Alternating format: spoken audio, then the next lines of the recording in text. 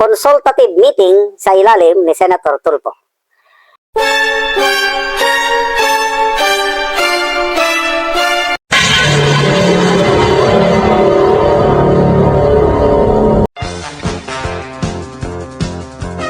Nagsimula na ang pagdinig ng Senate Blue Ribbon Committee sa ilalim ni Senator Erwin Tulfo kaugnay sa flood control skandal ngayong Lunes, June 8. Okay? Ang tanong, sino-sino ang mga nag-attend? So, ang mga kumpirmadong nag-attend, ayan, the resource persons present at the Senate Blue Ribbon Committee hearing, June 8, include NBI Director Melvin Matibay. Ang bilis ng NBI Director, ano? Nandun siya. And then, representatives with DOJ, DPWH, and Office of the Ombudsman. Yun lang, ang nag-attend.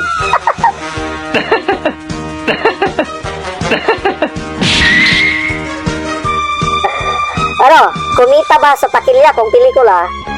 Kumita ba? Paldo-paldo ba sa takilya o nilangaw?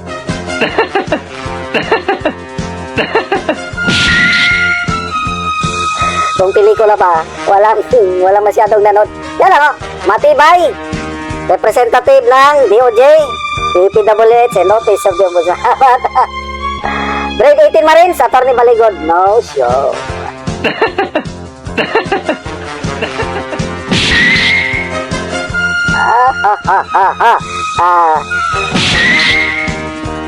So, good luck po, Honorable Senator Erwin Tulfo, sa inyong hearing ngayon.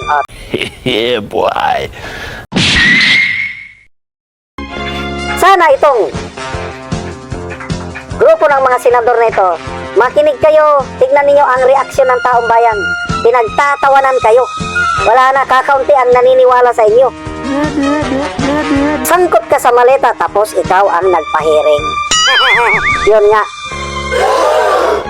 The gathering of thieves.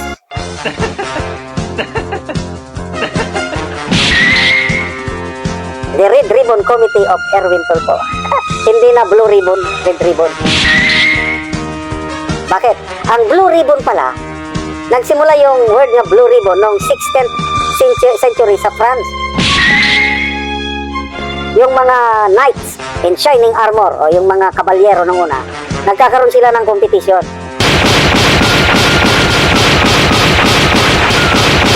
At ang mga nananalo, yung mga sikat na mga knights, ang kanilang mga insignia, blue ang color.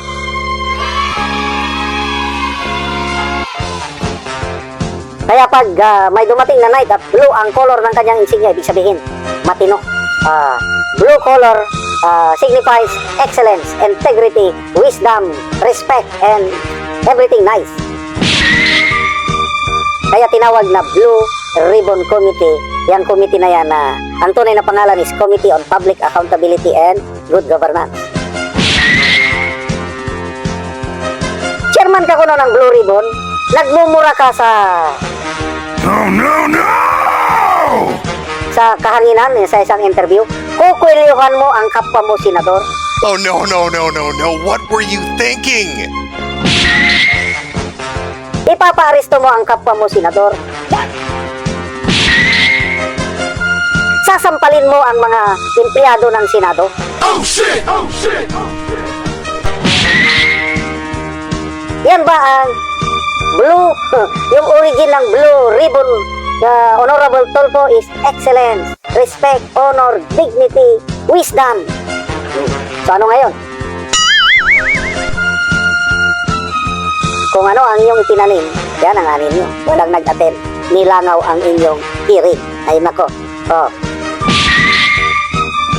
Ano kaya ang susunod? Abangan natin ang mangyari. Ako, kinakabahan ako. Pagdasal po natin na maging matatag ang Brave 18 Attorney Baligod. Kasi grabe ang labanan. It's a battle between good and evil. Battle between truth and lies. Battle between light and darkness. So, tayo po na tumapanig sa katotohanan, sa liwanag at sa kabutihan, ipagdasal po natin ang Grade 18 Marines together with Congressman, ex-Congressman Mike Defensor and Attorney Baligon.